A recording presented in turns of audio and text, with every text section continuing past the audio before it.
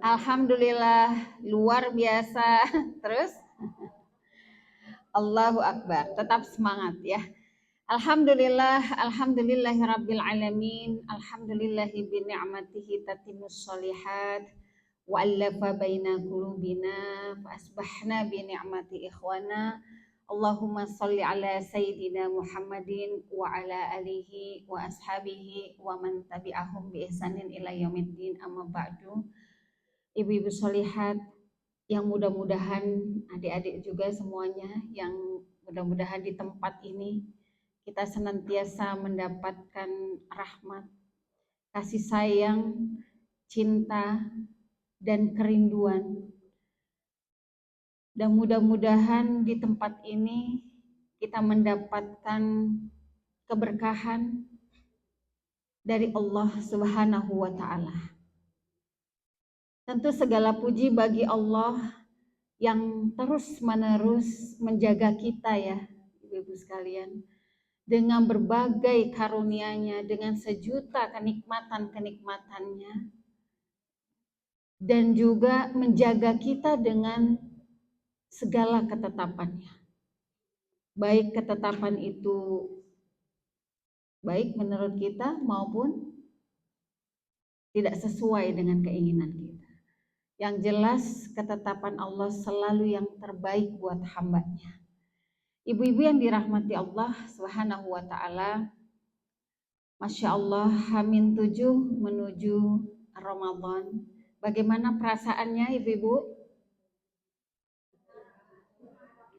Bercampur baur, betul ya? Senang, berharap, cemas, khawatir.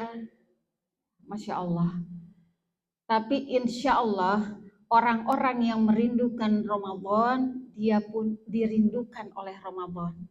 Semoga doa kita, harapan kita, Allahumma balighna Ramadan, Allahumma sallim lana Ramadan, wa sallim Ramadan lana mutaqabbala.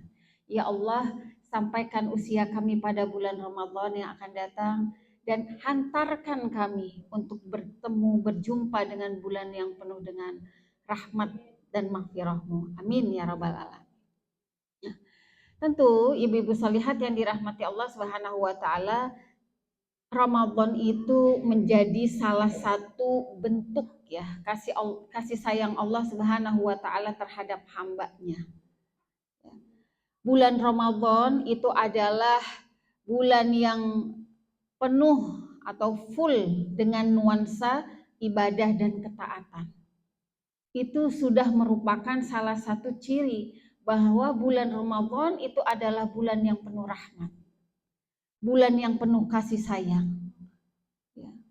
Full 1 bulan kita melakukan ketaatan kepada Allah, nuansanya juga hadir dengan nuansa ketaatan.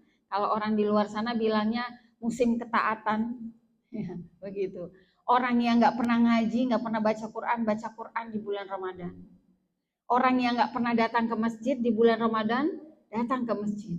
Jarang sedekah, sedikit sedekahnya di bulan Ramadan semuanya Allah memberikan yang terbaik untuk Allah Subhanahu wa Ta'ala. Nah, hari ini Ibu Sholihat, kita berbicara bagaimana Ramadan kita yang setiap tahun kita berjumpa itu menjadi momen terbaik bukan hanya untuk diri kita, tetapi juga untuk keluarga kita. Artinya kita mengajak ya atau melibatkan selama melakukan kegiatan atau aktivitas di bulan Ramadan itu berbasis keluarga, bukan sendirian. Dan tentunya keberhasilan sebuah Ramadan di dalam sebuah keluarga itu adalah bukan keberhasilan personil atau per orang, tapi keberhasilan bersama. Apalagi kita sebagai ratu dalam rumah tangga ya, ibu-ibu itu kan pemimpin ya dalam rumah tangga buat anak-anak, buat keluarga kita. Maka insya Allah kita akan menjadikan Ramadan kita tahun ini spesial ibu-ibu. Kalau biasanya tahun-tahun kemarin itu kita ibadahnya sendiri aja gitu.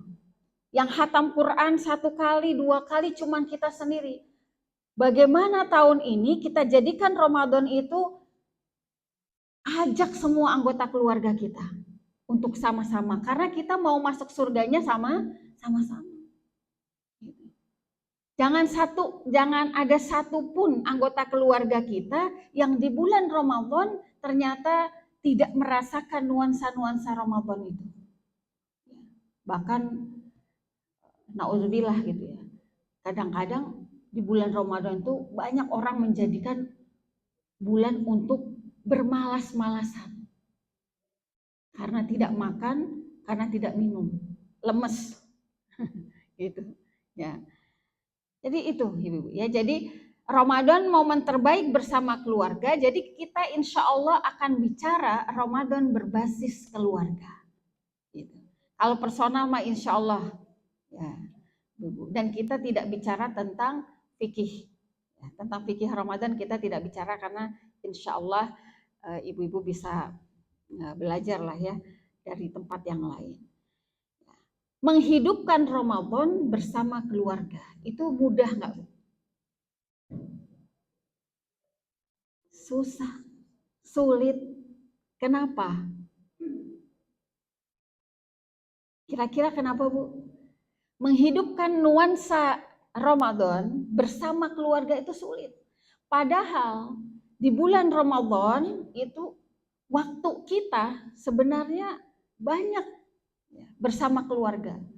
Yang kerja pulangnya cepat. Ibu-ibu yang ngaji libur. Cuman tadarusan. Ya tadarusan cuman berapa jam.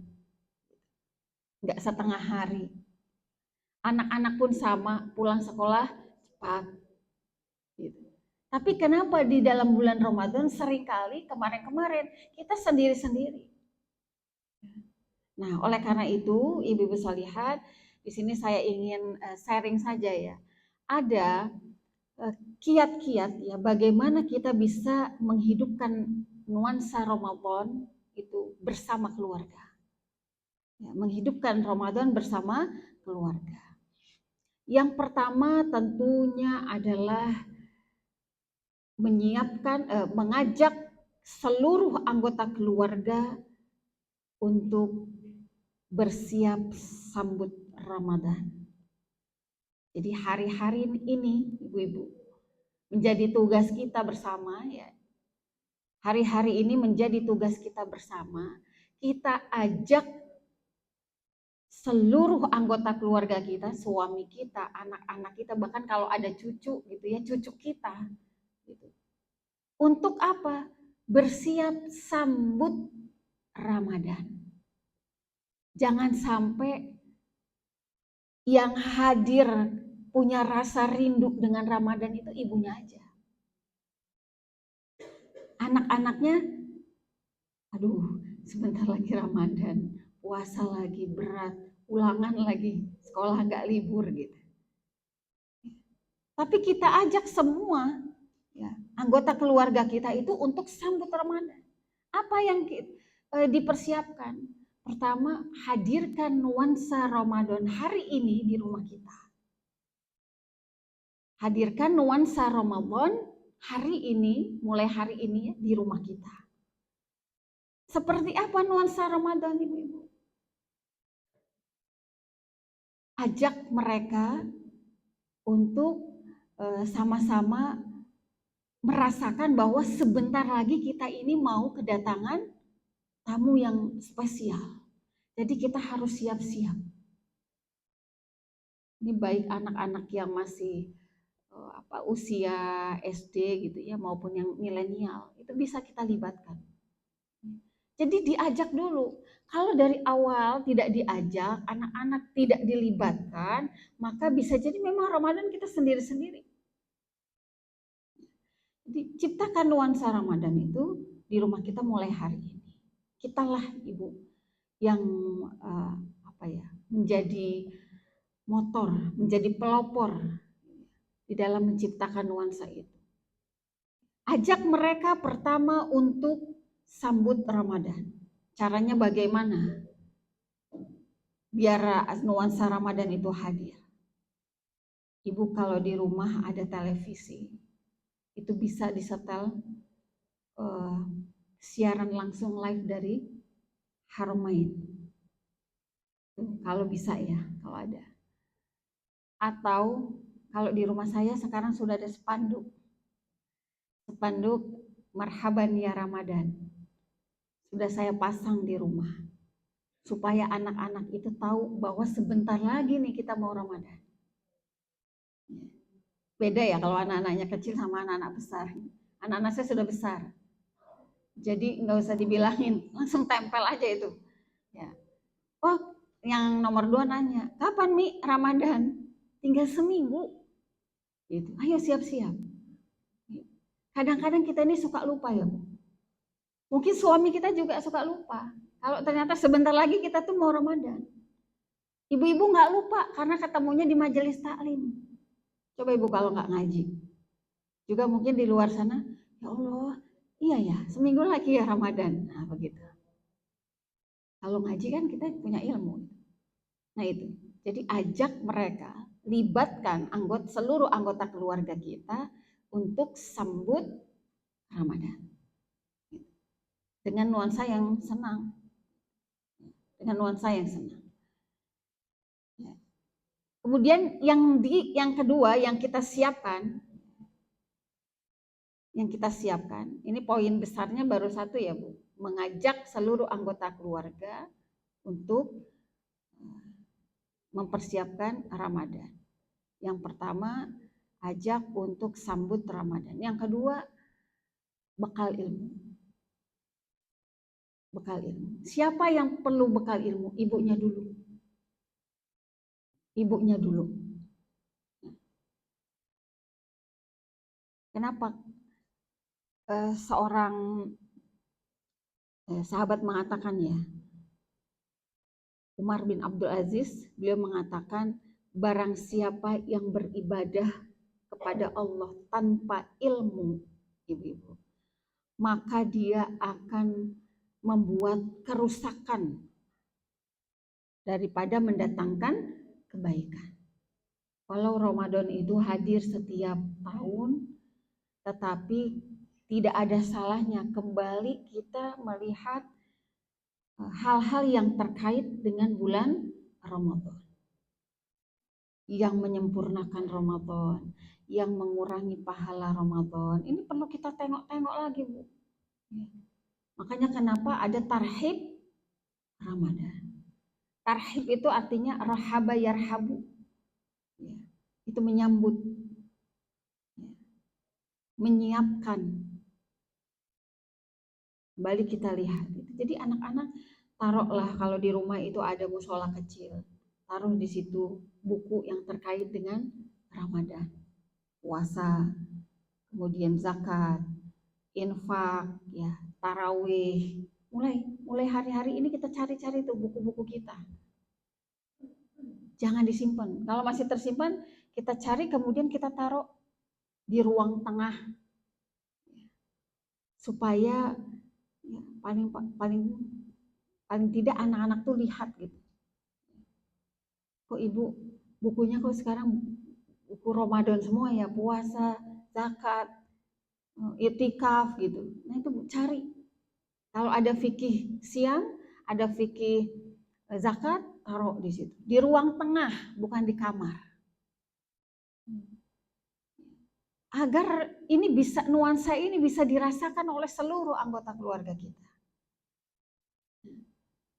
Itu bekal ilmu.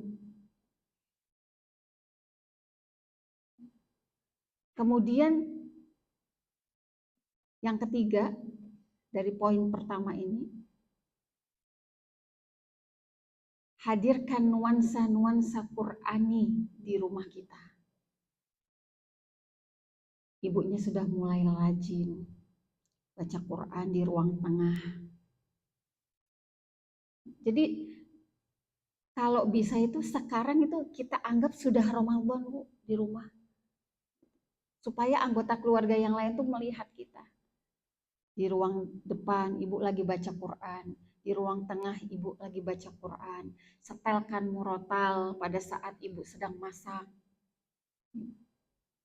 Ini gak gampang loh. Gitu. Paling tidak ketika kita setel murotal di rumah kita itu, ayat-ayat itu bisa mengisi ruang-ruang yang kosong di dalam jiwa kita dan juga jiwa-jiwa seluruh anggota keluarga yang ada di rumah kita. Ibu setel aja. Ibunya sambil masak. Ini menghadirkan nuansa ini sulit.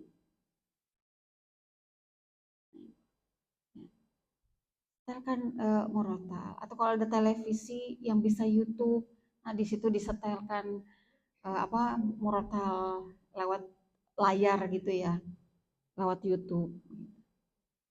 Jadi sudah mulai dikurangi siaran televisi ya. Siaran televisi sudah mulai berkurang. Kalau bisa mah sudah tidak ada siaran televisi di rumah kita hari-hari ini. Ini H-7, Bu. Waktu-waktunya kita harus banyak memohon ya kepada Allah. Pertama bertobat, kemudian banyak-banyak berdoa agar diberi kemudahan untuk bisa melakukan berbagai macam ketaatan dan amal soleh di bulan Ramadan. Ini hari-hari ini. Kalau di luar sana mungkin banyak orang yang ziarah ya, banyak orang yang nyekar. Ibu yang tidak bisa ziarah atau belum sempat berkunjung ke makam, di rumah pun nggak apa-apa. Nyekar itu tidak wajib. Nyekar itu tradisi, ibu-ibu. Kalau kamu mampu silahkan. Kalau kamu tidak mampu ya jangan dipaksakan. Kita bisa berdoa dari dalam rumah kita. Nah ini, di antara persiapan yang harus kita ajak seluruh anggota keluarga merasakan ini semua. Jadi mengajak. Ini yang pertama. Kemudian yang kedua, poin besar yang kedua adalah agar kita bisa menghidupkan Ramadan itu bersama keluarga, tentu kita harus punya tekad, ibu-ibu. Tekad. Pertama, tekadnya itu untuk di bulan Ramadan nanti, tekadnya itu berupaya untuk mengisi waktu-waktu Ramadan itu dengan berbagai macam ibadah dan amal soleh. Tekad ingin menambah ibadah. Salatnya ditambah dengan salat sunnah. Kemudian ditambah dengan ibadah-ibadah yang lain, amal-amal soleh yang lain, baca Quran. Saya maunya baca terjemahan, nggak apa-apa, silahkan. Karena bulan Ramadan itu adalah syahrul Quran. Jangan sampai di bulan Ramadan kita jauh dari Al-Quran. Mulai hari ini, siapkan Quran kita dan Quran anak-anak kita. Kalau ibu punya kemampuan, Quran yang lama disedekahkan, belilah Quran yang baru agar anak-anak merasa, oh ya, kan kita mau ketemu tamu Allah gitu. Jadi harus serius. Walaupun sebenarnya nggak harus baru ya ibu-ibu. Tapi kalau anaknya itu anak SD, dikasih Quran yang baru, senang dia. Quran yang lama jangan disimpan. Sudah silakan diwakafkan saja atau disedekahkan kepada masjid-masjid yang membutuhkan, musola yang membutuhkan. Jadi ibunya dulu harus mempersiapkan Qurannya. Jadi jangan sampai gini ya, malam Kamis nanti insya Allah kita taraweh, anak-anak itu masih cari Quran. Bun, Quranku mana bun? Gitu ya. Mana sih Quran sarung, mukena dan lain sebagainya. Ya memang ini namanya juga ikhtiar ya ibu-ibu. Ikhtiar kita nih sebagai seorang ibu, siapkan semuanya. Kalau anak yang sudah besar bisa diajak untuk menyiapkan barang-barang silahkan. Quran. Kenapa? Mengisi waktu Ramadan dengan memperbanyak tilawatul Quran. Itu harus bertekad. Mengisi bulan Ramadan bertekad untuk khatam Quran 2 kali minimal. Masya Allah. Bisa Bu? Insya Allah. Lah kalau bikin target itu jangan satu kali. Kalau bikin targetnya satu kali nih, ketika nggak tercapai, nggak dapat apa-apa. Tapi kalau kita targetnya hatam 2 kali, nggak tercapai, insya Allah masih dapat satu kali. Bismillah.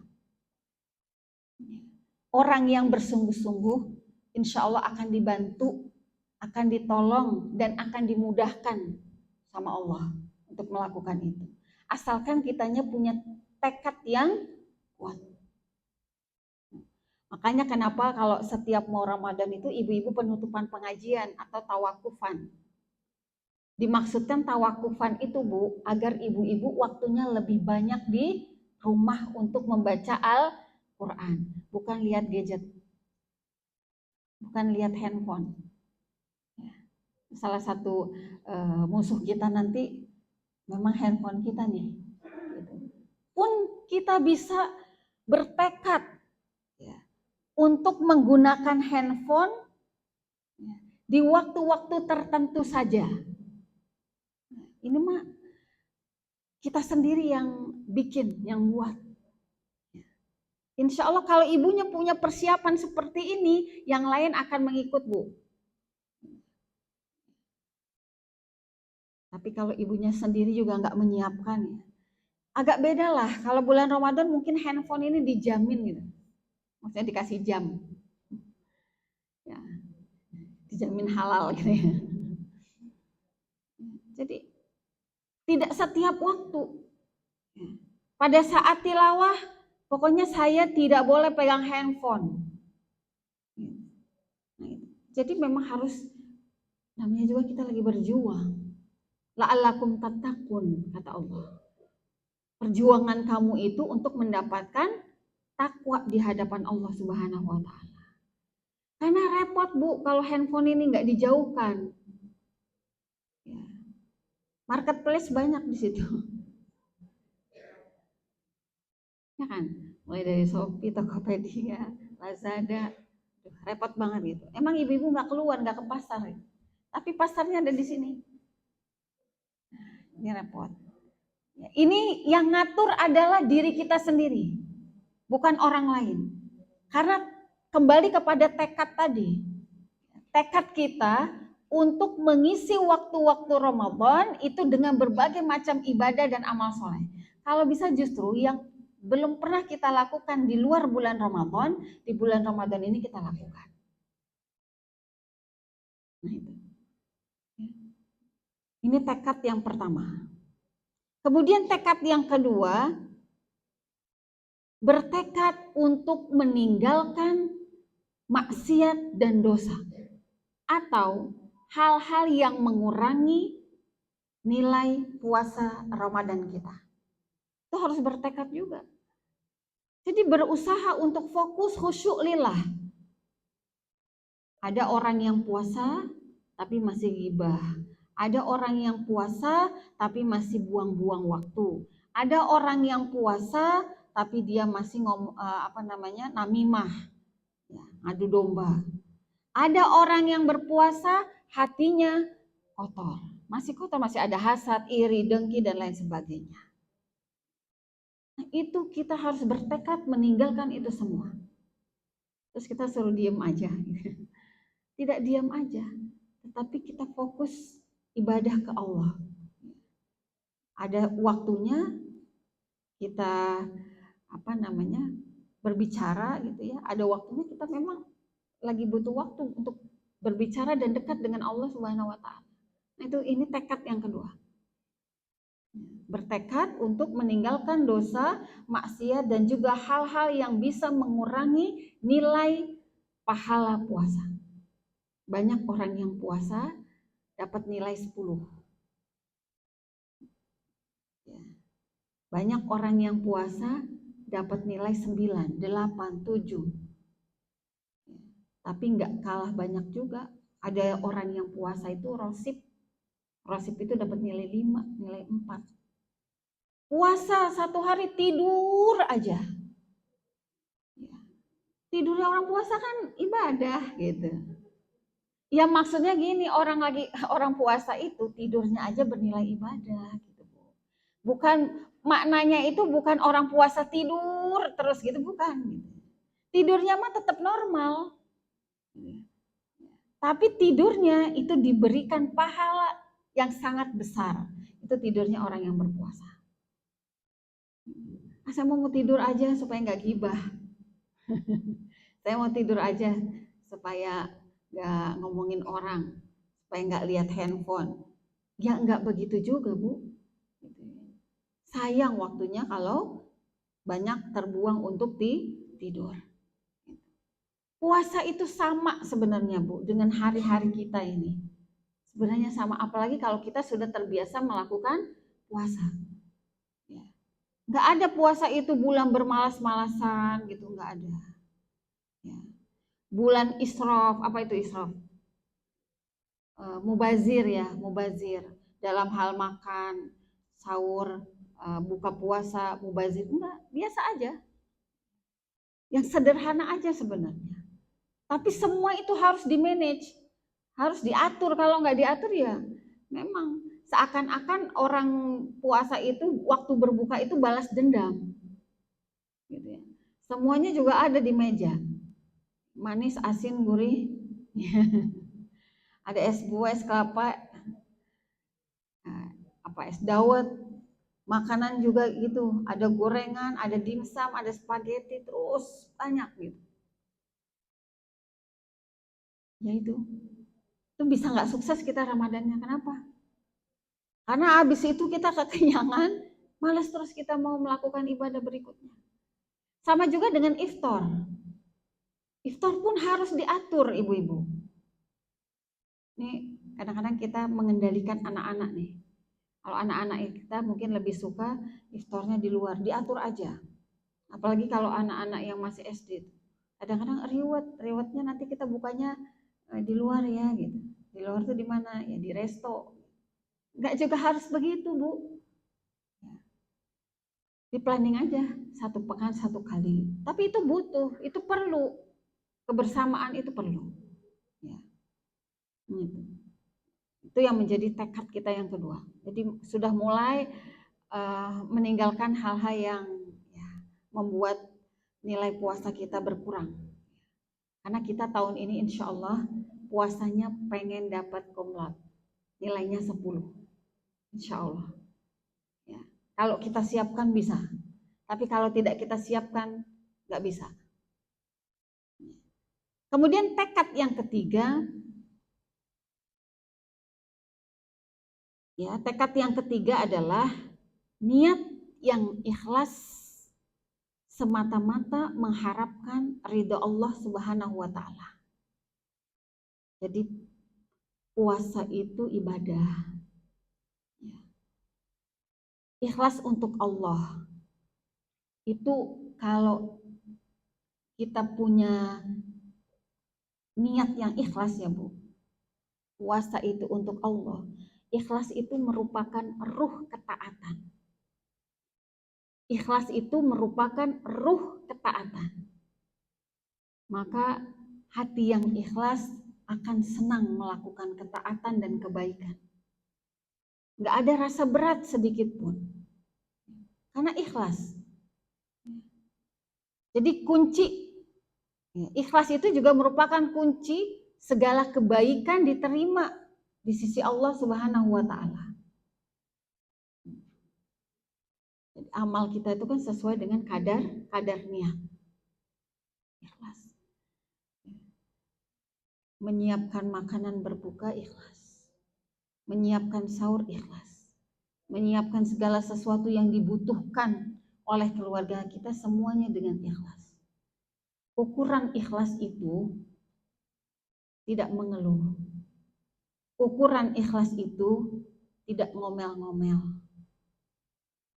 Ukuran ikhlas itu tidak kesal. Ukuran ikhlas itu tidak merasa lelah atau capek.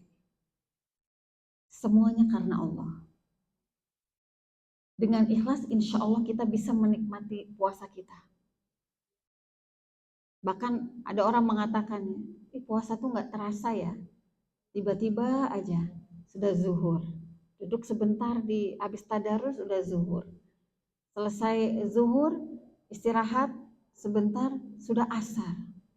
Asar masak udah waktu berbuka. Makanya nanti ada nih poin bahwa jangan juga nanti kita terlalu lama-lama di dapur ya Bu, selama bulan Ramadan, sayang. Apalagi sebenarnya ibu-ibu ini sekarang sudah pada pintar-pintar memainkan jarinya. Gak usah masak, tinggal pesen. Ya. Alasannya kan pengen baca Quran, pengen hatam 2 kali. Ya jadinya pakai GoFood aja, gak usah masak. Ya, ala kulihal. Niatkan semua itu untuk menyiapkan kebutuhan keluarga, maka insya Allah itu akan menjadi ibadah. Nah itu, ya, ini yang kedua, harus memiliki tekad, juga niat tadi. Kemudian yang ketiga, menciptakan nuansa-nuansa kebersamaan dengan keluarga. Jadi ini semua berbasis keluarga ya Ibu.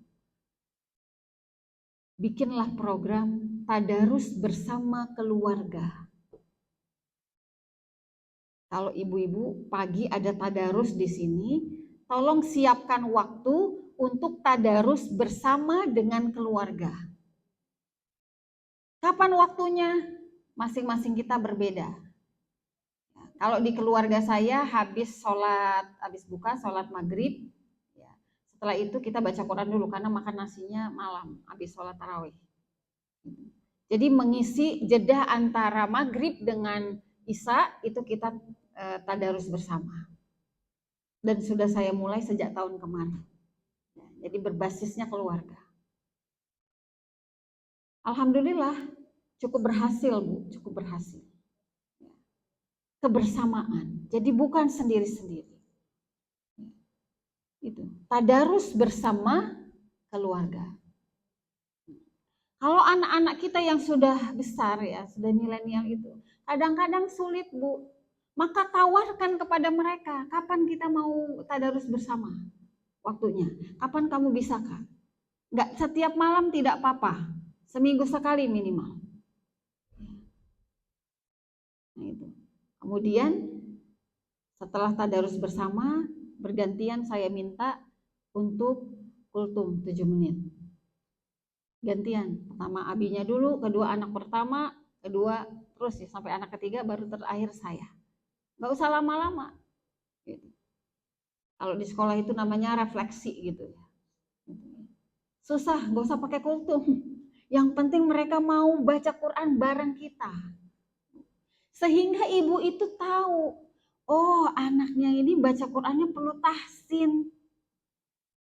Oh berarti anak saya ini perlu diperbaiki lagi nih baca Qurannya. Oh ternyata anak saya ini bacanya sudah lumayan cukup bagus. Ibu itu tahu, bukan guru ngajinya yang tahu, tapi ibunya sendiri yang tahu.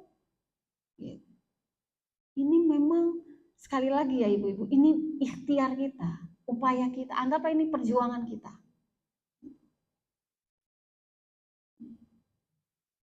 Cari waktunya aja susah, bersama-sama. Nggak ada bapaknya, ya sudah sama kita aja, ibunya. Karena bapaknya juga belum tentu mau. Sama kita aja minimal. Nah itu. Ya. Jadi tadarus bersama. Ini momen pertama ya. Kemudian yang kedua tentu tarawih bersama perlu di rumah. Ya. Walau tidak setiap malam kita wajib lah. Laki-laki kan ke masjid gitu ya. Tapi ada waktunya, ada kalanya, ayo kita bikin program yuk tarawih bersama di rumah sekeluarga 2 minggu sekali aja. Gitu. Tampilkan tuh anak-anak kita yang baca Qurannya bagus, yang hafalannya banyak. Atau yang paling ya menurut kita dia bisa jadi imam. Berikan peluang, berikan panggung. sehingga anak merasa dihargai. Ini sekalian kita bonding ini Bu sebenarnya, kebersamaan ini. Orang kalau Idul Fitri aja bisa pakai sarimbit, bisa pakai baju sekeluarga ya, tuh seragam sekeluarga. Lah ibadahnya juga harus seragam juga semua sekeluarga gitu. Ya. Jadi itu yang kedua. Kemudian yang ketiga, di poin kedua ini ya, kebersamaan ini. Ajaklah anggota keluarga kita itu untuk melakukan kegiatan sosial. Jadi nanti dapatnya bukan hanya ibadah saja ibu-ibu, tapi ada kepedulian. Ajak anak kita, ayo kak, kamu punya tabungan berapa? Punya uang jajan berapa? Yuk kita beli beras yuk. Gitu. Dapatnya berapa nanti ibu tambahin. Panggil lah, atau nanti kalau nggak ngadain sendiri di rumah, anak-anak ajaklah ke masjid.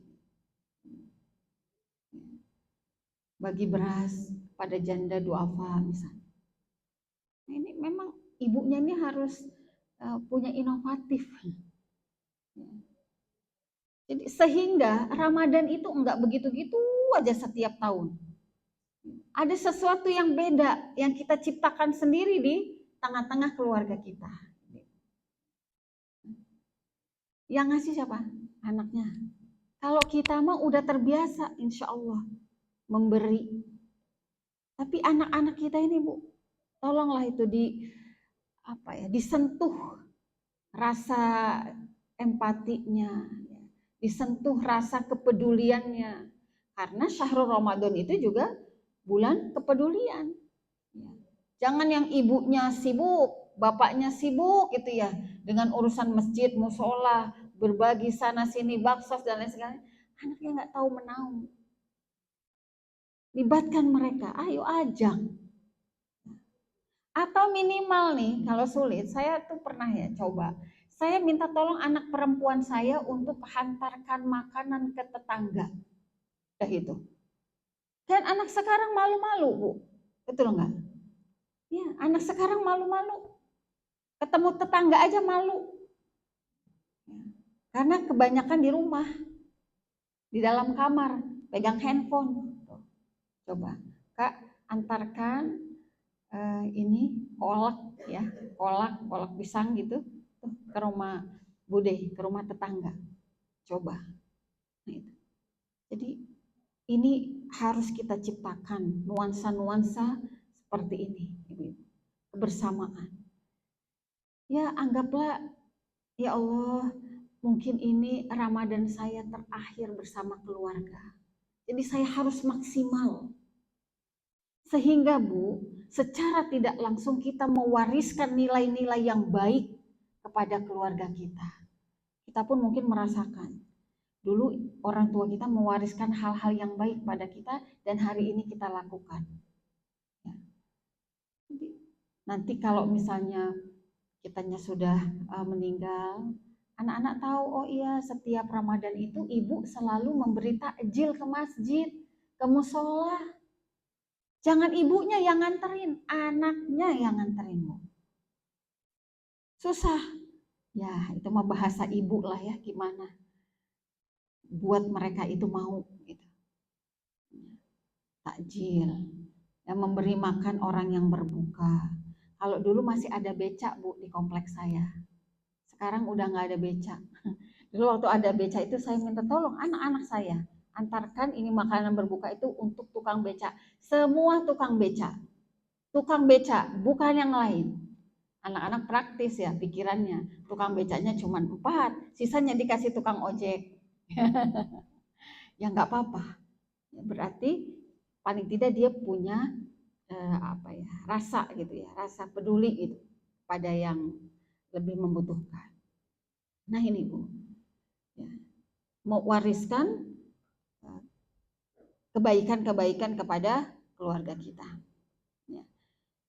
Nih ya, dan masih banyak lagi nuansa-nuansa kebersamaan yang bisa kita ciptakan, buka puasa bersama ya, kemudian olahraga bersama di bulan Ramadan juga kita tetap harus olahraga, tidak di waktu pagi, minimal jelang berbuka.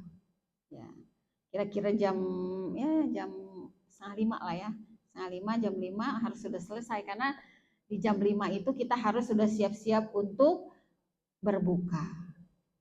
Jam 5:15 sampai menuju waktu berbuka itu adalah waktu yang mustajabah untuk berdoa. Jadi kalau bisa seluruh aktivitas kita selesai di jam 17:15.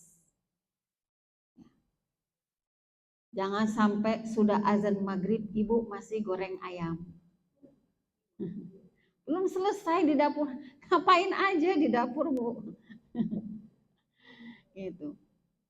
Harusnya sudah mandi, sudah beres lah jam 17:15 itu. Kalau bisa sudah pegang Quran. Sudah pegang Quran itu. Nanti kalau jam 5:30, 10 menit sebelum buka ada kultum di televisi atau di mana, kita dengarkan. Itu waktu yang mustajab ya kita untuk berdoa. Nah ini itu nuansa-nuansa kebersamaan. Kemudian yang ketiga, tiga yang besar ya ibu-ibu.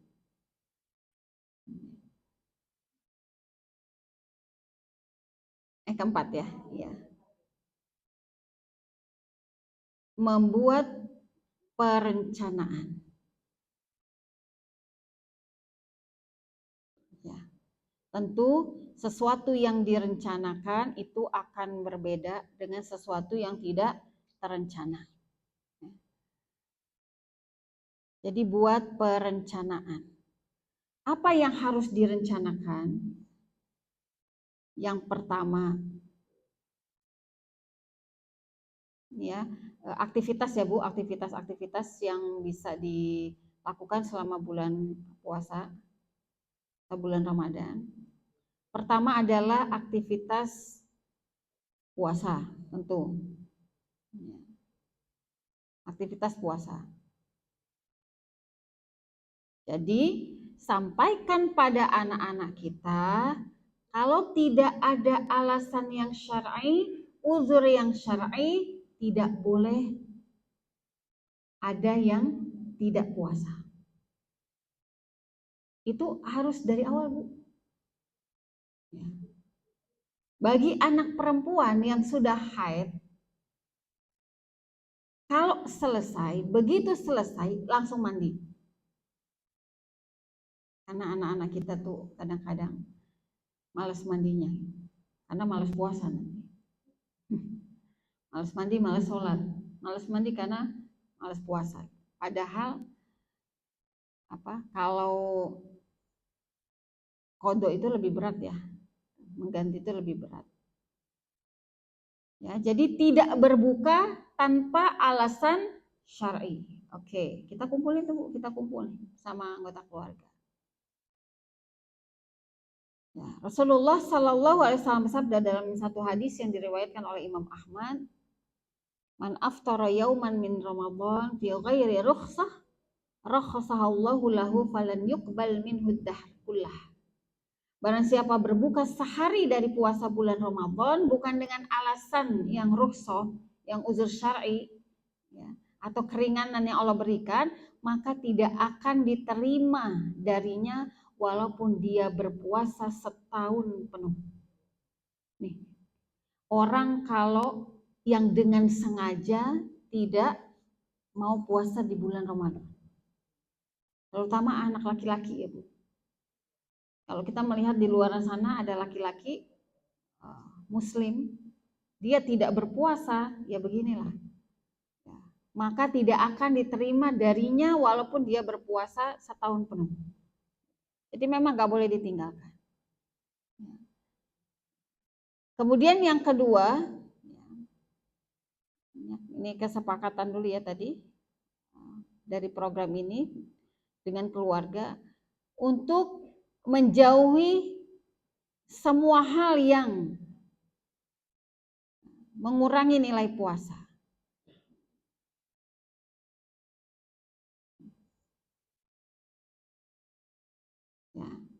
Berikutnya sahur bersama. Itu dibikin program, bikinlah menunya. Harus sepakat dengan semuanya, tasahharu fa inna fis suhuri barokah. Makan sahurlah kalian karena dalam makan sahur itu terdapat keberkahan. Ngantuk bun, udahlah aku minum air aja, aku mau tidur lagi. Ya, ini ibunya harus berjuang makan kak, walaupun hanya sedikit, walau hanya 1 biji kurma lah. Anak-anak gak doyan kurma. Makan sedikit. Kenapa? Karena di dalam sahur itu ada berkahnya ya.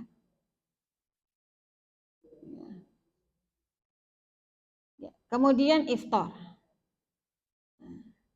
Ini kita rencanakan juga ya ibu-ibu, kapan kita bersama keluarga berbuka puasa bersama di luar atau berbuka puasa bersama di dalam rumah. Nah, itu semua kita rencanakan. Karena saya dulu sempat pisah-pisah nih buka puasa. Anak-anak sukanya buka puasa di masjid. Gitu. Karena kalau di masjid ada takjilnya, ada nasi boxnya katanya dapat gitu. Tapi sekarang mah udah nggak boleh sama saya. Itu mau buat musafir gitu. Ayo kita buka puasanya di rumah. Di rumah bersama-sama. Tapi juga jangan terlalu banyak buka puasa bersama. Buka puasa bersama keluarga besar.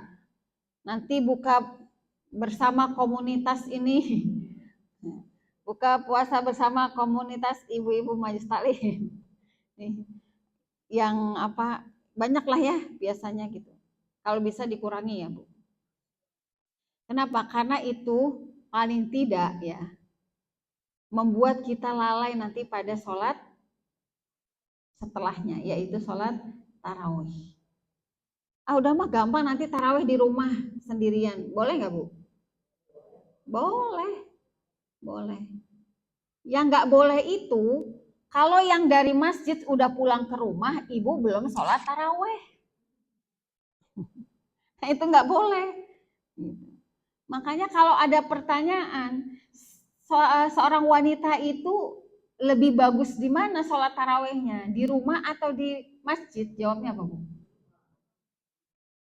Ya, kalau saya jawabnya di mana atau di tempat di situ dia bisa khusyuk.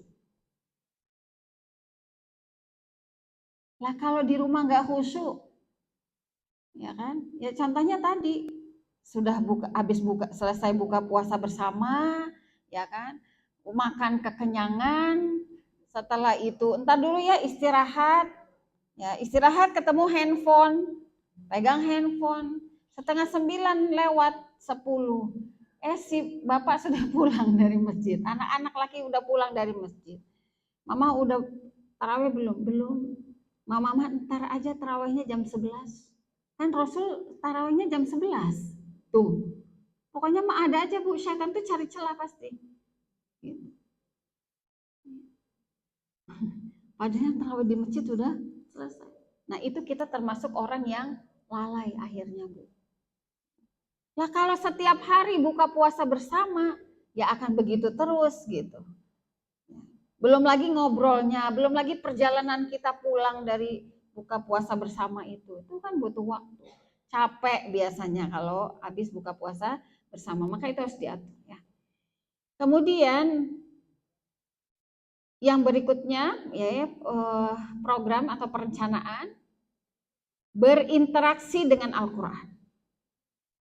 Bikin target. Anak pertama targetnya apa? Hatam 1 kali. Adik setengah 15 juz, nggak apa-apa, beda-beda tentunya ya, sesuai dengan ini apa tingkat kemampuan anak-anak berinteraksi dengan Al-Quran. Makanya tadi di persiapan itu ibunya hari ini tuh sudah mulai menyiapkan Al-Quran. Kita keluarkan Al-Quran sudah lama, kita wakafkan, gantilah dengan yang baru atau ibu cari yang masih bagus, yang sekiranya beli belum dibaca. Yang jelas ini disiapkan.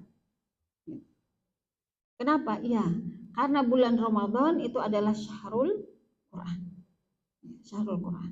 Jangan sampai yang hatam ayah ibunya aja, tapi anaknya tidak dapat hatam Al-Quran. Ini ada beberapa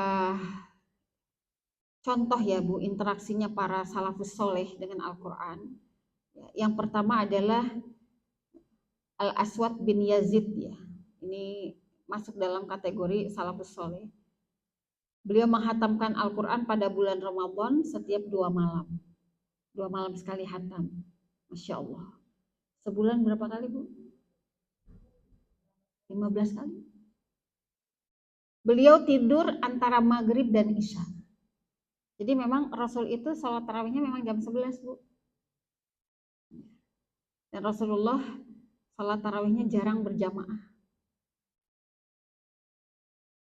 Kenapa? Karena khawatir. Ya. Kalau berjamaah dengan para sahabat, khawatir nanti sahabat menganggap sholat itu wajib. Ya. Makanya beliau melakukan itu. Habis sholat isya itu tidur. Baru nanti tarawihnya jam 11 terus sampai pagi. Sampai subuh. Kira-kira gambarannya kalau ibu sedang umroh pada saat bulan Ramadan di Mekah seperti itu. Di Mekah itu kan kalau bulan Ramadan pagi itu sepi. Sepi banget Bu. Tapi kalau malam rame. Mulai dari jam 11 sampai pagi itu kalau umroh di bulan Ramadan itu akan merasakan tuh nuansa-nuansa itu. Ramenya itu waktu malam. Kalau pagi semua pada tidur. Nah, sedangkan pada selain bulan Ramadan, beliau menghatamkan Al-Quran selama 6 hari. Masya Allah. Ya. Kalau di bulan Ramadan, hatamnya setiap 2 hari sekali. Di luar bulan Ramadan, hatamnya 6 hari, ya seminggu sekali. Ya. Kemudian yang kedua Imam Malik, ya. Imam Malik bin As. Jika memasuki bulan Ramadan, beliau meninggalkan pelajaran hadis dan majelis-majelis ilmi. Dan beliau mengkonsentrasikan dirinya untuk membaca Al-Quran dari mushaf. Jadi mushaf bukan terjemahan, baca ayatnya. Ini Imam Malik. Sedemikian siapnya menyambut Ramadan. Nah, rasa ini, nuansa ini Bu, harus kita hadirkan di tengah-tengah keluarga kita. Mulainya dari diri kita. Kemudian yang ketiga Imam Sufyan As-Tsauri ya. Jika datang bulan Ramadan, beliau meninggalkan manusia dan mengkonsentrasikan dirinya untuk Al-Quran, untuk membaca Al-Quran. Jadi dia sudah i'tikaf dari awal Ramadan untuk membaca Al-Quran. Masya Allah. Kemudian Zabid Al-Yami, jika datang bulan Ramadan, beliau menghadirkan mushaf dan murid-muridnya berkumpul di sekitarnya. Jadi menciptakan nuansa-nuansa atau halaqah-halaqah Al-Quran. Dan itu sekarang menjadi majelis tadarusan Al-Quran ibu-ibu. Nah itu tadarus itu aslinya itu dari sini. Karena ada contohnya dari salafus saleh. Al-Walid bin Abdul Malik menghatamkan Al-Quran setiap 3 malam sekali. Berarti 1 hari 10 juz. 10 juz berarti setiap kali habis sholat 2 juz. Betul Bu? 2 juz. 2 juz di breakdown lagi. 2 juz itu 20 lembar. 20 lembar. 1 juz itu kalau ibu baca dengan ya tilawah biasa cuma 45 menit. Sesungguhnya kita butuh waktu 1,5 jam saja setelah sholat fardu itu untuk baca Al-Quran, kita bisa dapat itu 2 juz. Nah ini dibuat programnya, disesuaikan dengan kemampuan di keluarga kita. dibagi aja. Memang terasa berat kalau bacanya sekaligus. Makanya harus dipecah-pecah, harus dicicil-cicil, Bu. Mau 1 juz sehari, berarti setiap habis sholat berapa lembar? 2 lembar dikit banget. 1 lembar itu paling kisaran antara 6 sampai 7 ayat. Ya, kalau 2 lembar berarti 4 halaman ya. 4 kali itu ya cuma 28 ayat. Kira-kira lah ya, 27, 28 ayat. Bisa nggak? Insya Allah. Insya Allah. Bismillah. Ini kalau nanti udah dibuat nih, rencana ini Ibu tempel nanti di rumah. Gitu. Insya Allah. Ini syahrul Quran. Jadi semua para salafus sholih itu menghadirkan jiwanya itu untuk Al-Quran. Rabi' bin Sulaiman ya, mengatakan bahwa Imam Syafi'i menghatamkan Al-Quran pada bulan Ramadan itu sebanyak 60 kali. 60 kali. Dan pada setiap bulannya selain bulan Ramadan itu sebanyak 30 kali. Kita khatam Quran setahun sekali. Alhamdulillah. Masih khatam. Idealnya berapa sih, Bu? Perempuan tuh idealnya 2 bulan khatam Qurannya. Karena kepotong dengan haid ya. Itu idealnya 2 bulan. Insya Allah. Bisa ya. Satu lagi. Waqi' bin Al-Jarrah membaca Al-Quran pada malam bulan Ramadan serta menghatamkannya ketika itu juga dan ditambah sepertiga dari Al-Quran. Sholat 12 rakaat pada waktu duha dan sholat sunnah sejak ba'da zuhur hingga asar. Bayangkan. All out semuanya. Kita pun harus sama. Duha kita ini kita tambah 12. Karena kalau nggak Ramadan kita cuma 2. Cuma 4. Ya. Nanti kita tambah 12 ya. Insya Allah. Ya harus ada yang berbeda. Sholat sunnahnya sejak ba'da zuhur hingga waktu asar itu sholat sunnah apa aja itu? Banyak sekali, Bu. Nah ini interaksinya para salafus soleh dengan Al-Quran. Maka ini harus kita rencanakan. Ya, kita programkan. Baik. Kemudian setelah Al-Quran, Qiyamul Ramadan. Ini yang harus kita rencanakan juga. Qiyam Ramadan itu tarawih. Kalau Qiyamul Lail itu malam hari ya. Sholatnya disebut sebagai sholat tahajud. Nah, istiqomah dengan Qiyam Ramadan yaitu istiqomah sholat tarawih. Jangan menganggap sholat tarawih itu sunnah ini dikerjain dapat pahala, nggak dikerjain nggak dapat apa-apa. Justru saat kita melakukan sholat-sholat sunnah, disitulah Allah menurunkan cintanya kepada kita. Jadi istiqomah dari tanggal 1 insya Allah nanti sampai akhir.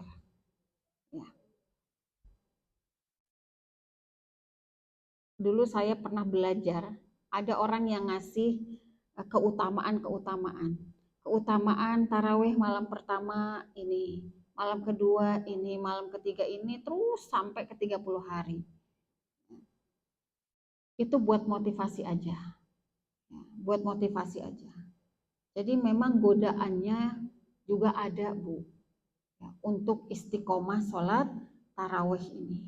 Bagi kita nggak ada alasan, nggak bisa sholat di masjid, kita bisa sholat di rumah.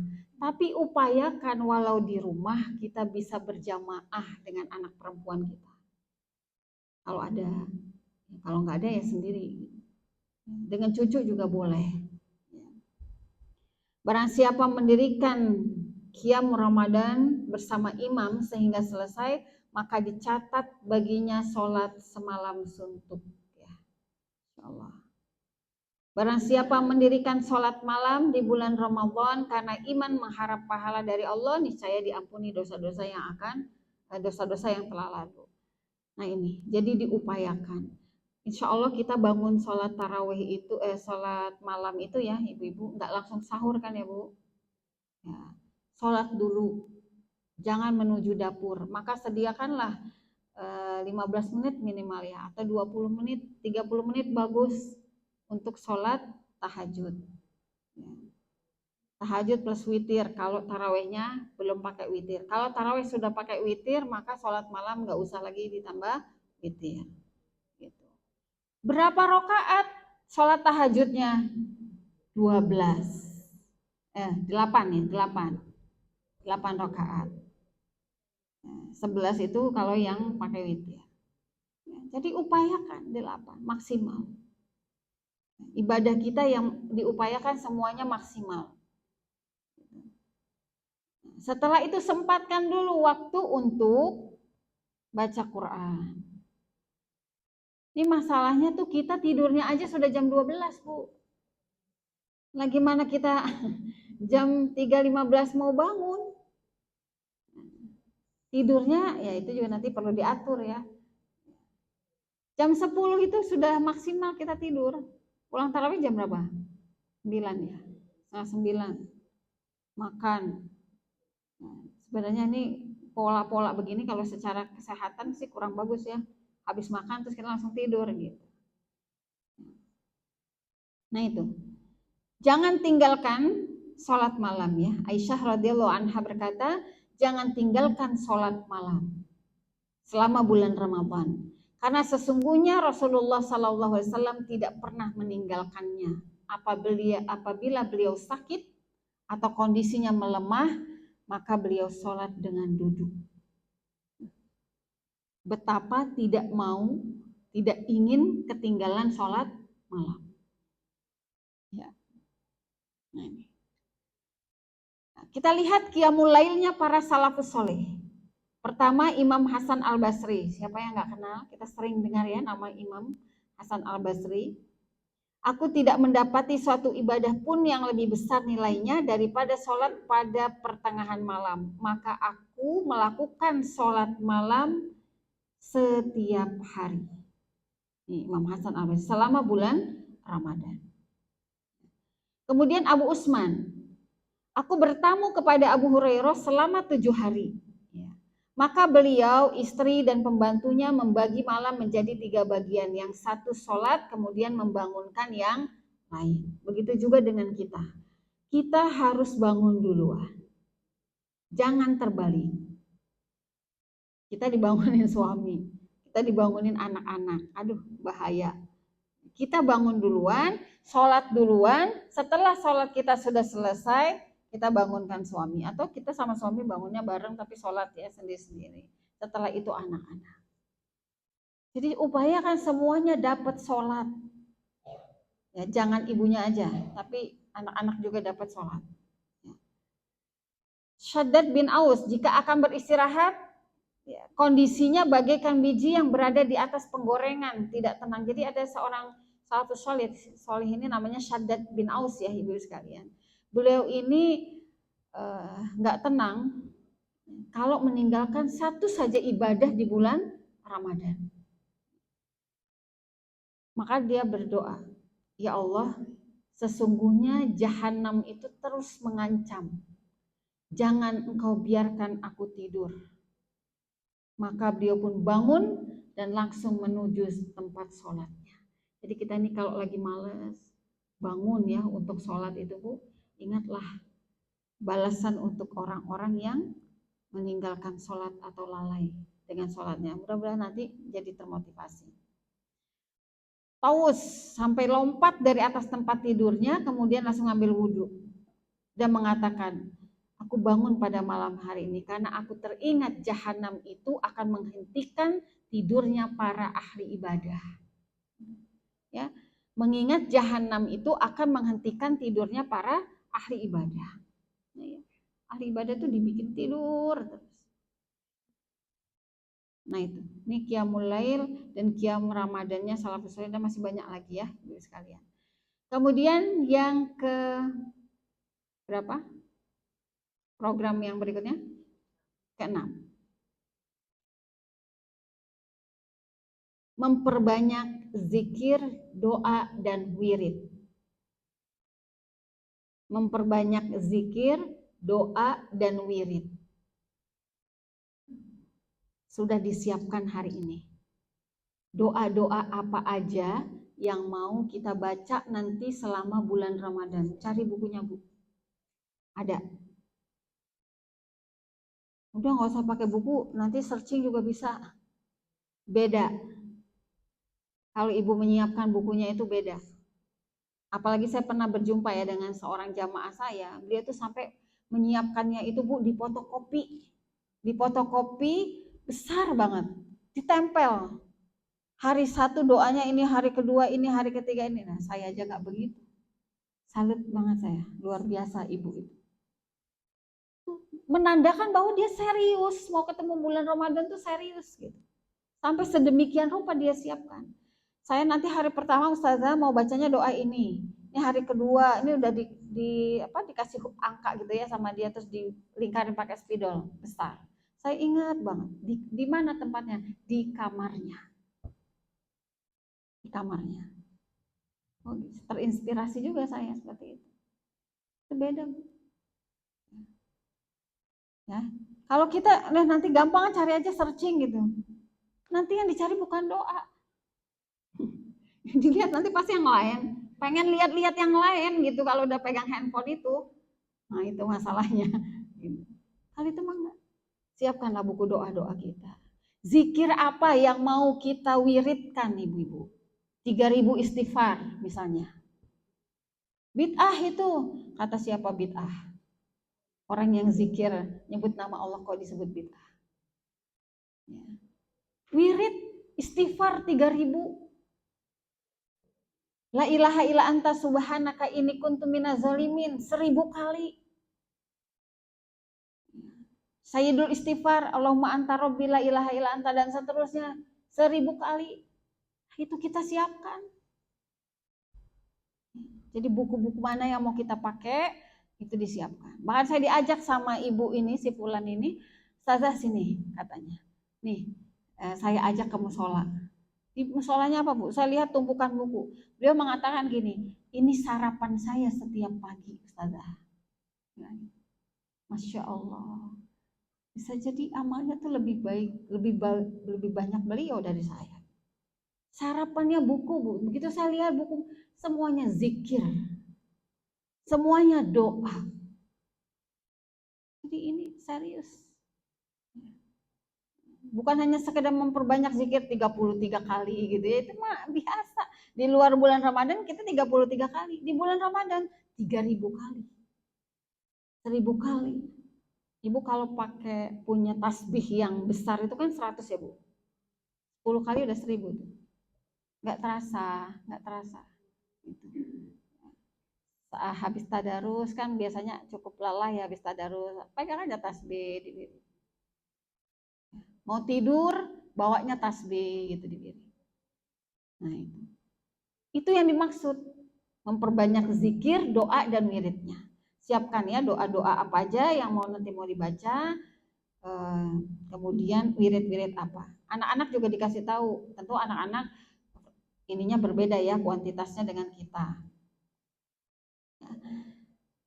Imam An-Nawawi menjelaskan, yastahibu lis-shaim ayyad'u fi hali saumihi bi muhimmatil akhirah wad dunya lahu wa liman yuhibbu walil muslimin. Dianjurkan bagi orang yang berpuasa untuk berdoa sepanjang waktunya selama dia berpuasa. Karena doanya enggak ada yang ditolak oleh Allah. Dengan doa-doa yang sangat penting, doa itu yang sifatnya urusan akhirat maupun urusan dunia. Doa itu sifatnya untuk dirinya sendiri, juga untuk orang-orang yang dicintai dan juga untuk kaum muslimin. Nah itu kita berdoa. Ya. Kenapa? Karena malam dan siangnya di bulan Ramadan itu semuanya penuh dengan kebaikan. siangnya baik, malamnya apalagi gitu ya. Terutama sepertiga malam terakhir. Allah itu jangan sampai ketinggalan kita, Bu. Sepertiga malam terakhir. Ya itulah sebelum bersahur itu. Kenapa? Itu saat Allah turun ke langit dunia dan berfirman, adakah orang yang meminta kepadaku, maka akan aku beri. Kata Allah, ini hadis qudsi. Adakah orang yang memohon ampun kepadaku, maka akan aku ampuni.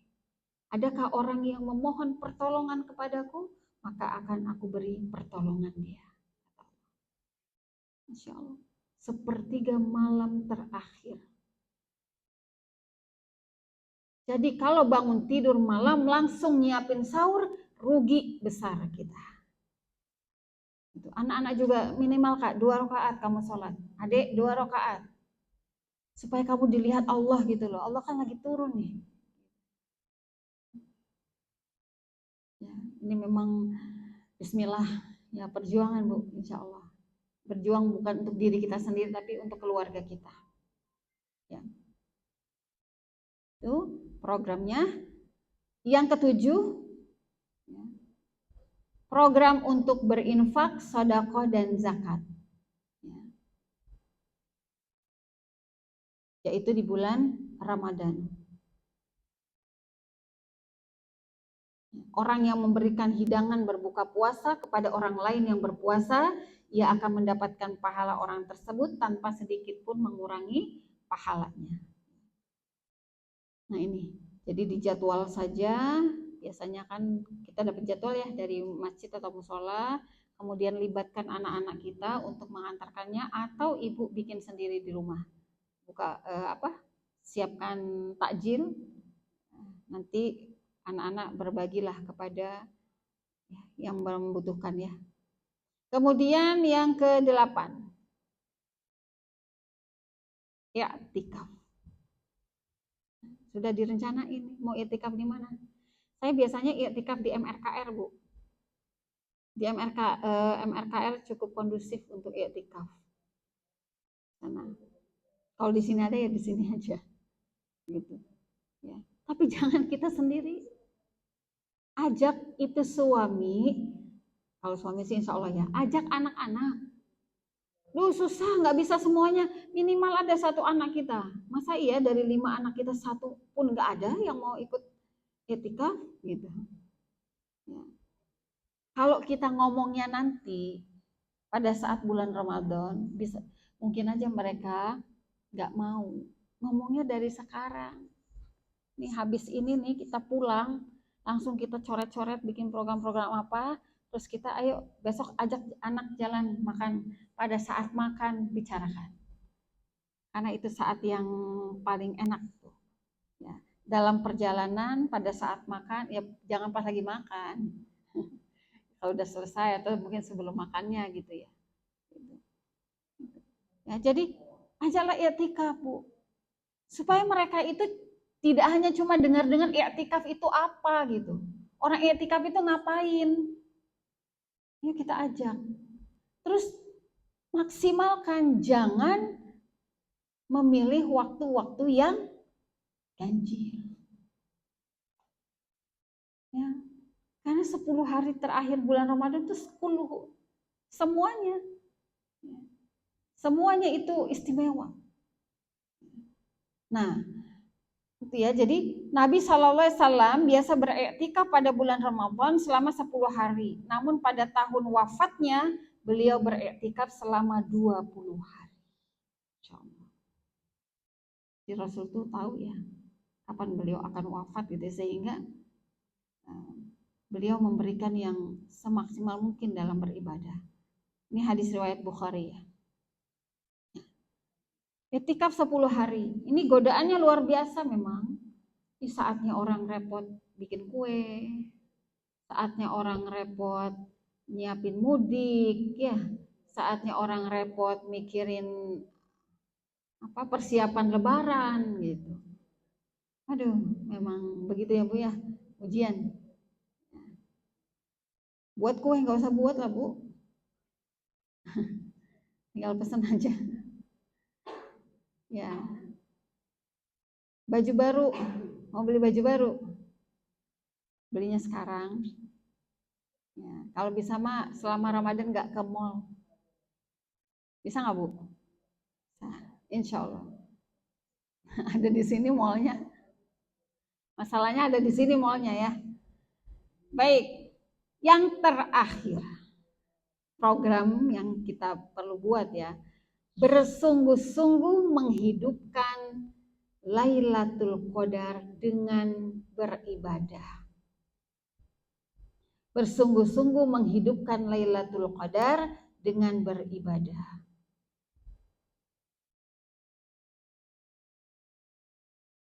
Ya, Lailatul Qadar itu maksudnya di malam-malam 10 malam terakhir itu ya, yang di situ Allah turunkan Lailatul Qadar. Kita nggak tahu turunnya di mana, di ganjil atau di genap, ya, tergantung puasanya. Ya. Makanya kan 10 hari itu semuanya istimewa. Ya. Bagaimana sungguh-sungguhnya itu merasa diawasi terus oleh Allah Subhanahu wa taala. Merasa diawasi terus oleh Allah Subhanahu wa taala yang Maha mengetahui. Dan karena bersungguh-sungguh tadi ya menghidupkan Lailatul Qadar dengan beribadah. Dengan cara merasa diawasi terus oleh Allah Subhanahu wa taala dan menjadikan malam Lailatul Qadar itu malam terakhir dalam hidupnya. Ya Allah, mungkin ini Lailatul Qadar yang terakhir dalam hidup saya. Maka akan sungguh-sungguh. Sungguh-sungguh. Nah, ibu-ibu yang dimuliakan oleh Allah Subhanahu wa taala, itu kira-kira ya program yang nanti bisa kita buat bersama keluarga. Kalau ada yang perlu ditambahkan silahkan ditambahkan saja karena kan kondisi keluarga kita berbeda-beda ya, itu standarnya seperti itu. Nah, sedikit saya ingin menyampaikan, ayo kita melihat bagaimana aktivitas Rasulullah SAW selama 10 hari terakhir.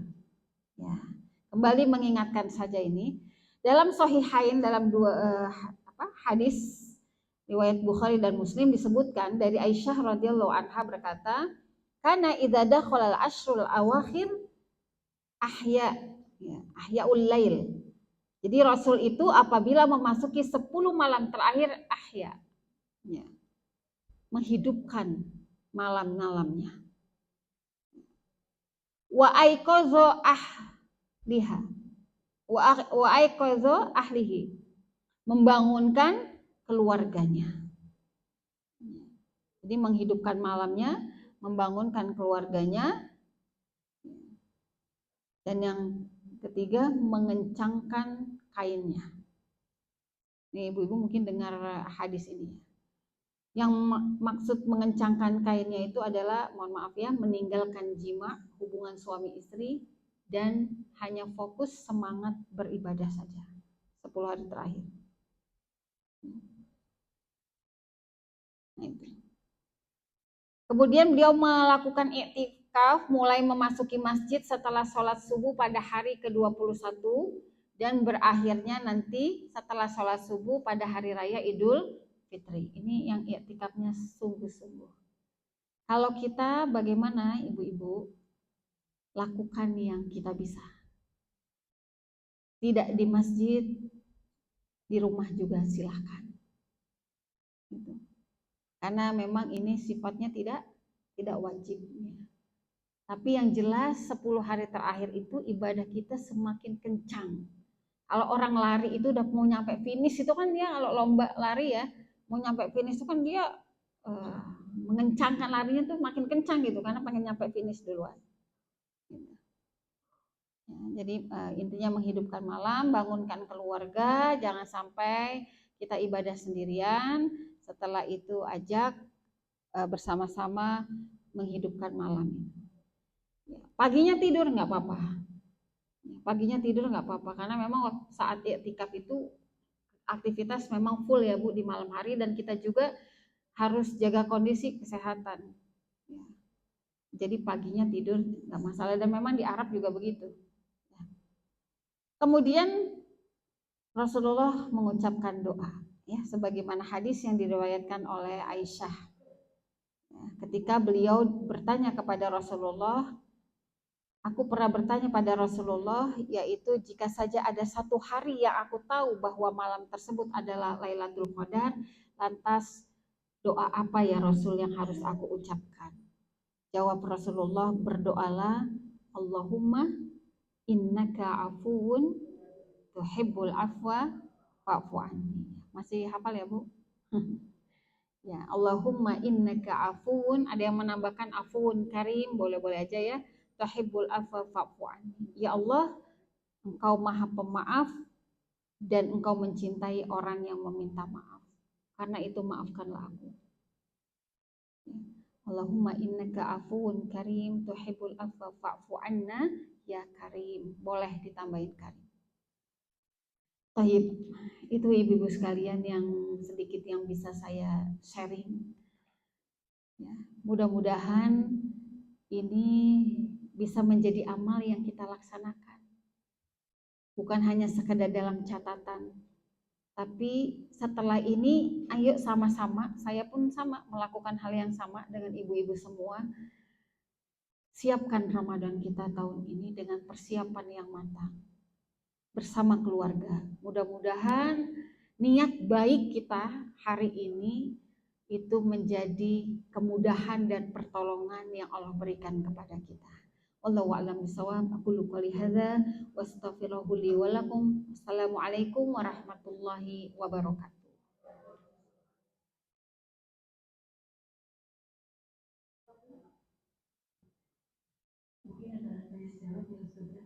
Boleh? Assalamualaikum warahmatullahi wabarakatuh.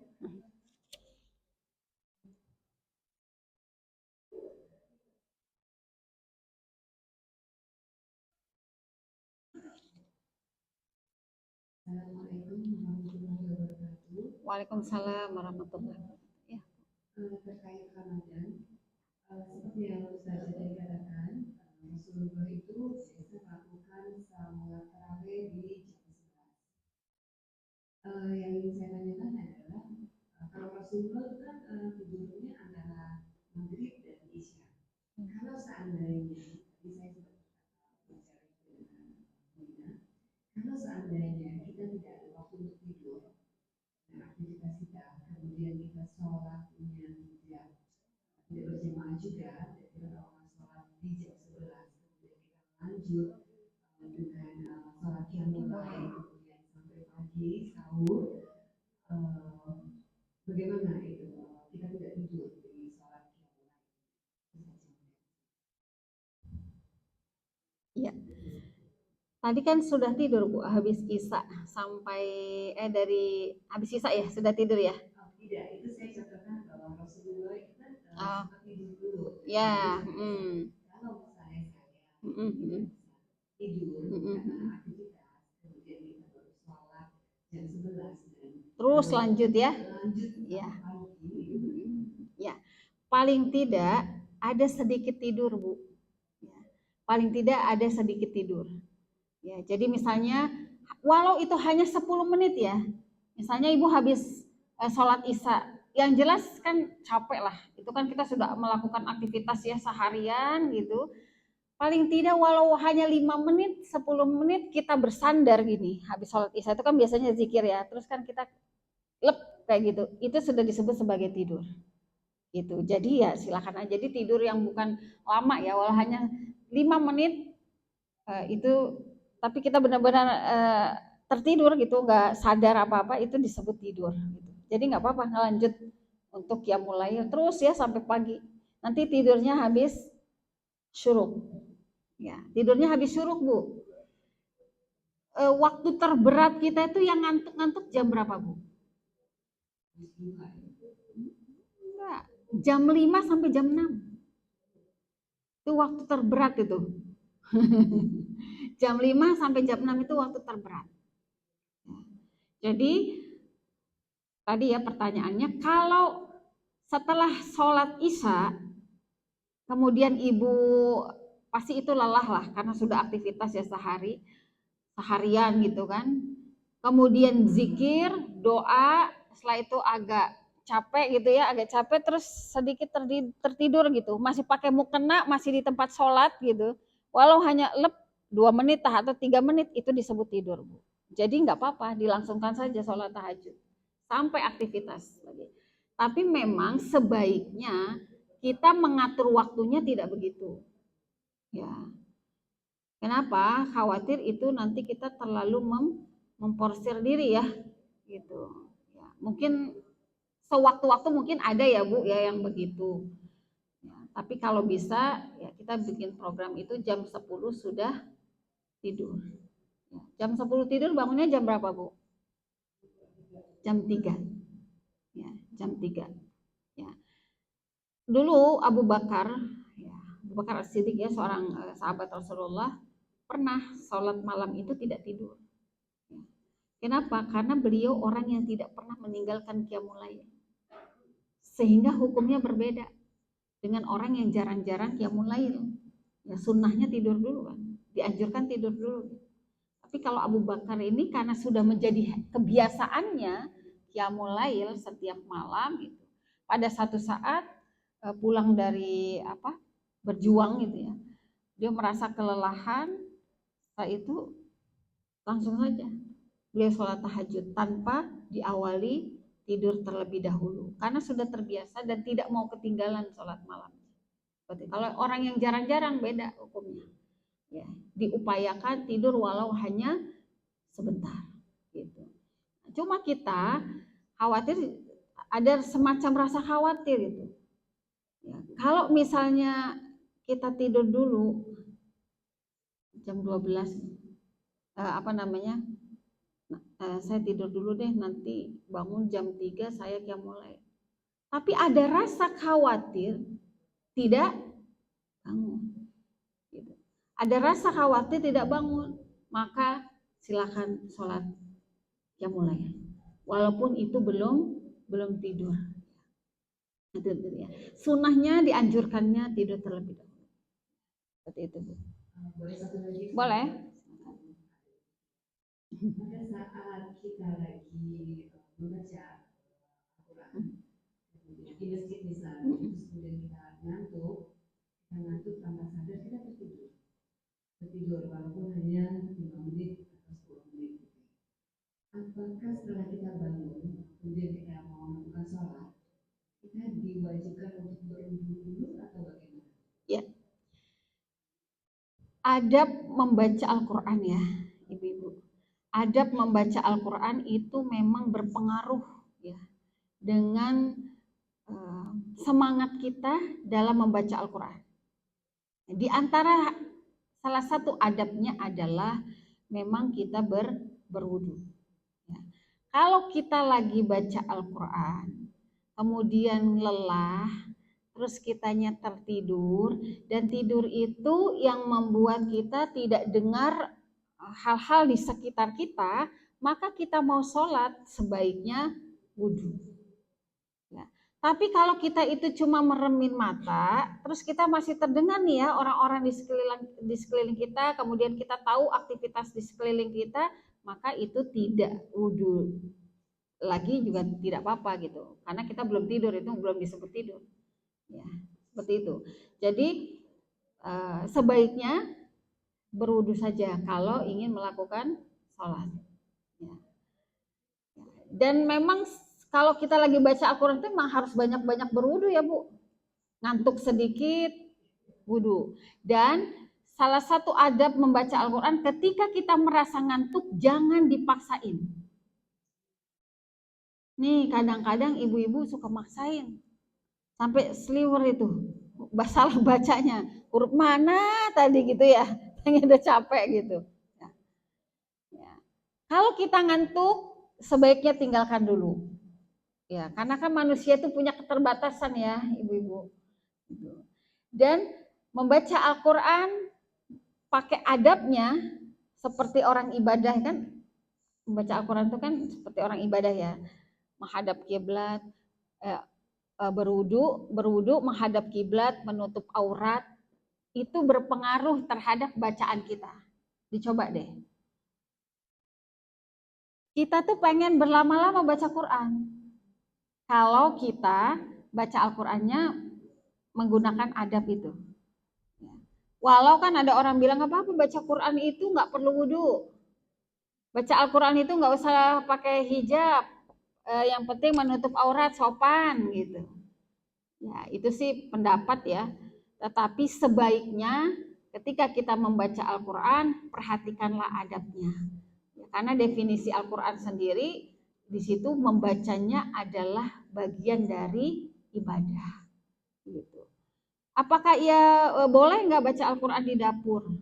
Boleh nggak Bu? Selama suci tempatnya boleh. Tapi kurang ahsan gitu.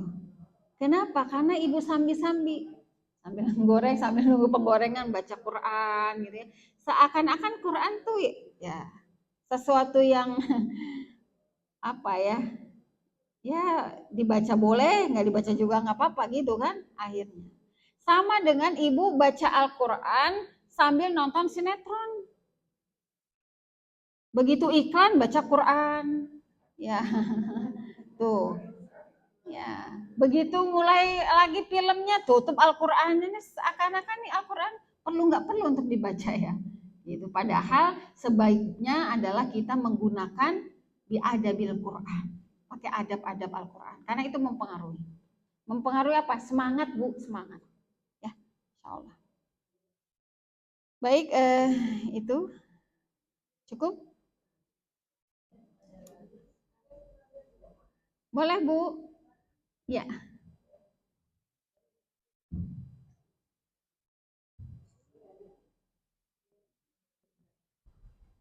Assalamualaikum warahmatullahi wabarakatuh. Waalaikumsalam.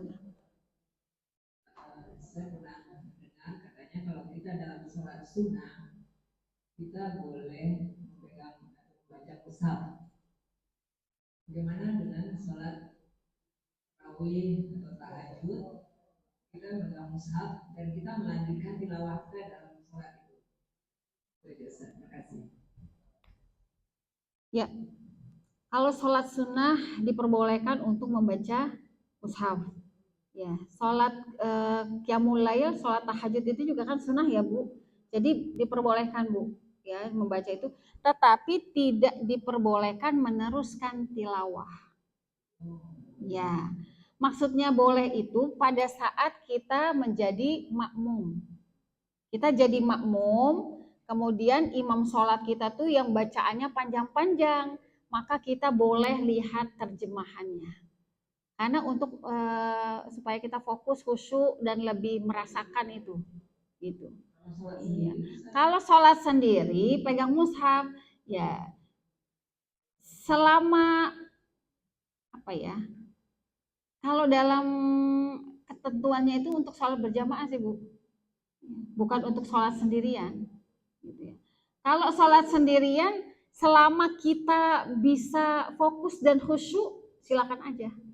Misalnya kita tentukan satu halaman, satu rakaat, satu halaman. Boleh. Cuma ini ya, perhatikan posisi mushaf ya Bu. Ya, perhatikan posisi mushaf pada saat kita sujud ini nggak boleh begini loh Bu. Nggak boleh di bawah. Iya, jadi harus begini. Ya, harus di dada. Atau ibu apa namanya? Ada Quran yang ini, pakainya Quran yang bisa pakai standing. Ada Quran ini, Quran yang per juz itu. Nah, yang per juz atau per 5 juz. Ya, per 5 juz. Kalau dia tidak lengkap 30 juz itu tidak disebut sebagai mushaf. Jadi nggak apa-apa ibu pegang itu. Gitu. Yang dilarang itu kan yang tidak boleh kita taruh di bawah itu adalah mushaf yang full 30 juz. Gitu. Jadi siasati saja pakai Al-Quran yang per juz atau per 5 juz. Ya, ini malam ini ibu mau pakai juz berapa? Gitu. ya sudah juz 1 misalnya. Yang ibu bawa juz 1 aja kan. Seperti itu. Nah, tapi hukum asalnya ya Bu, pembolehan itu sebenarnya untuk orang yang sholat berjamaah. Karena supaya apa? Supaya fokus.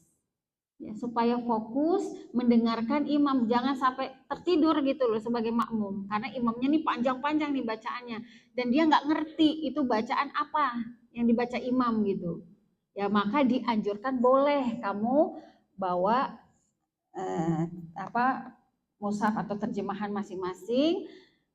Pada saat imamnya baca ayat, kita baca terjemahan. Itu yang dimaksudkan, hukum asalnya sih itu gitu ya. Tapi kalau untuk sholat sendiri, alangkah baiknya kita membaca ayat Al-Quran yang kita sudah hafal. Nah itu lebih dianjurkannya itu. Kalau ibu mau, saya pengen supaya banyak, supaya lama gitu ya. Saya juga pengen baca lah, pengen bawa Al-Quran. Boleh-boleh saja, tapi tetap perhatikan adabnya, mushafnya itu. Ya. Seperti itu ya Bu. Jadi ada lagi? Sudah Bu terjawab? Ya. Ya. Makanya kenapa kalau orang lagi berjamaah itu ya Bu, yang sholat tarawih itu bisa sampai nangis gitu. Jamaahnya, makmumnya pada nangis semua tuh sholat tarawih di Mekah. Kenapa? Karena tahu artinya. Yang dibaca imam tuh dia tahu gitu. Nah kalau kita orang Indonesia nggak tahu ya boleh bawa mushaf terjemahan. Gitu ya. Yang kita bawa pun terjemahan, bukan mushaf, beda. Mushaf itu yang full ayat Quran. Kalau ada terjemahan tidak disebut sebagai Al-Quran, tapi itu terjemahan. Dan ini berlaku juga untuk orang yang haid, junub, nifas. Ya, orang haid itu kalau dia bawanya terjemahan itu masih diperbolehkan. Dalam surat Al-Waqi'ah, la yamassuhu illal mutahharun, tidak menyentuhnya kecuali orang-orang yang disucikan. Nya di situ, domirnya di situ tidak menyentuhnya, nya di situ mushaf, bukan terjemahan. Gitu ya. Makanya kenapa ini khilafiyah juga ya. Wanita haid ada yang boleh baca Quran, ada yang enggak gitu. Kalau mushaf jumhur ulama sepakat enggak boleh.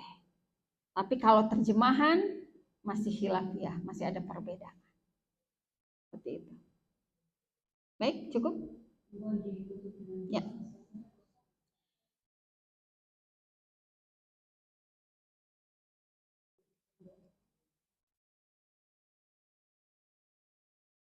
Ya. Alhamdulillah, ibu-ibu salihat yang dirahmati dan dicintai oleh Allah Subhanahu wa taala. Mudah-mudahan pertemuan ini menjadi pertemuan yang penuh rahmat dan berkah Allah. Menjadi pertemuan indah kita suatu saat nanti di dalam jannahnya Allah Subhanahu wa taala. Dan apa yang disampaikan mudah-mudahan menjadi nasihat buat diri saya, juga kita semuanya. Ayo, Ramadan sudah dekat, kita harus segera bersiap-siap. Ya. Keberhasilan Ramadan di dalam keluarga kita, salah satunya adalah tergantung pada diri kita sebagai ibu, ya, sebagai istri. Ya. Bagaimana seorang ibu, seorang istri mempersiapkan Ramadan itu di tengah-tengah keluarganya. Mudah-mudahan Ramadan tahun ini lebih baik buat kita ya dibanding Ramadan-Ramadan yang lalu. Dan mudah-mudahan Ramadan tahun ini kita bisa jadikan Ramadan yang berbasis keluarga. Kesuksesannya adalah pada keluarga, bukan pada pribadi-pribadi kita.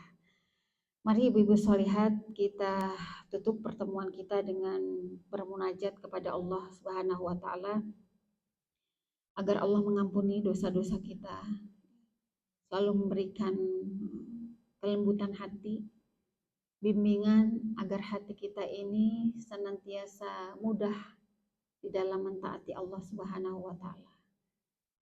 Agar Allah selalu memberikan hidayah kepada kita sampai nanti kita menjumpai ajal ya, dalam keadaan husnul khatimah insyaallah. Dan kita selipkan juga doa buat saudara kita ya. Yang pertama kita berdoa untuk kesembuhan Ibu Cutlisa Marlina binti Tengku Zaini ya, yang sedang Allah beri ujian dengan sakit. Mudah-mudahan ujian ini membuat beliau mendapatkan tempat yang lebih istimewa di hadapan Allah Subhanahu wa taala. Semoga ujiannya, sakitnya bisa menggugurkan dosa-dosanya. Dan semoga Allah berikan kesembuhan dengan kesembuhannya yang sempurna. Al-hadhiniyah wa likulli niyatin shalihah. Al-Fatihah. A'udzubillahi minasyaitonirrajim. Bismillahirrahmanirrahim. Alhamdulillahi rabbil alamin. Arrahmanirrahim. Maliki yaumiddin. Iyyaka na'budu wa iyyaka nasta'in. Ihdinas siratal mustaqim. Siratal ladzina an'amta 'alaihim ghairil maghdubi 'alaihim waladdallin. Yang berikutnya kita selipkan juga doa ya. Saudara kita mohon didoakan semoga cucunya yang bernama Raisa Niarwana dimudahkan ya dalam menempuh ujian akhir sekolahnya dan diterima di PTN terbaik. Bisa selesai kuliahnya tahun ini. Dan yang berikutnya Cucunda Almira semoga selalu sehat ya, dan dimudahkan persalinannya. Kemudian semoga saudara kita ini yang memberikan amanah ini selalu diberikan nikmat sehat walafiat dan dimudahkan dalam keberangkatan hajinya tahun ini. Al-hadhiniyah wa likulli niyatin shalihah. Al-Fatihah. A'udzubillahi minasyaitonirrajim. Bismillahirrahmanirrahim. Alhamdulillahi rabbil alamin. Arrahmanirrahim. Maliki yaumiddin. Iyyaka na'budu wa iyyaka nasta'in. Ihdinas siratal mustaqim. Siratal ladzina an'amta 'alaihim ghairil maghdubi 'alaihim waladdallin. Astaghfirullahaladzim. Astaghfirullahaladzim. Astaghfirullahaladzim. Alladzi la ilaha illa huwal hayyul qayyum wa atubu ilaih. Allahumma salli ala Muhammad wa ala ali Muhammad. Rabbana zalamna anfusana wa illam taghfir lana wa tarhamna lanakunanna minal khasirin. Allahumma inna nas'aluka ridhaka wal jannah wa na'udzubika min sakhatika wan nar. Allahumma inna nas'aluka lisanan ratiban bi dzikrika wa qalban maf'uman bi syukrika wa badanan hayyinan layyinan bi ta'atik. Allahumma inna nas'aluka ilman nafi'ah wa rizqan halalan wa thayyiban wa amalan mutaqabbala.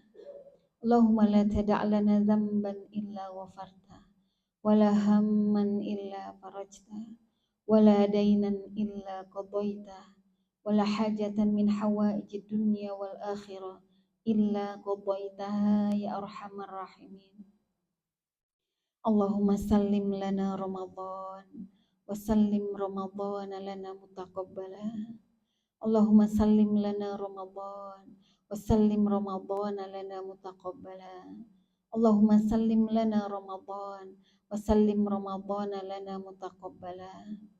Rabbana la tuzigh qulubana ba'da idh hadaitana wa hab lana min ladunka rahmah innaka antal wahhab. Rabbana atina min ladunka rahmah wa hayyi' lana min amrina rasyada. Rabbana hab lana min azwajina wa dzurriyyatina qurrata a'yun waj'alna lil muttaqina imama. Allahumma ij'al lana wa auladana min ahlil Qur'an. Allahumma ij'al lana wa auladana min ahlil ilmi. Allahumma ij'al lana wa auladana min ahlil khair. Rabbana fir lana dzunubana wa liwalidina warhamhum kama rabbawna shighara. Rabbana taqabbal minna innaka antas samiul alim wa tub alaina innaka antat tawwabur rahim. Rabbana atina fid dunya hasanah wa fil akhirati hasanah wa qina adzabannar. Subhana rabbika rabbil izzati amma yasifun, wassalamun alal mursalin walhamdulillahi rabbil alamin. Amin amin amin ya mujibas sailin. Kebenaran tentu milik Allah, mudah-mudahan menjadi hidayah buat kita bersama ya ibu-ibu. Salah, hilaf, kurang tentu datang dari saya sebagai hamba Allah yang lemah. Tolong dimaafkan, mohon maaf lahir dan batin. Assalamualaikum warahmatullahi wabarakatuh. Ibu jangan pulang dulu ya, kita bersama-sama.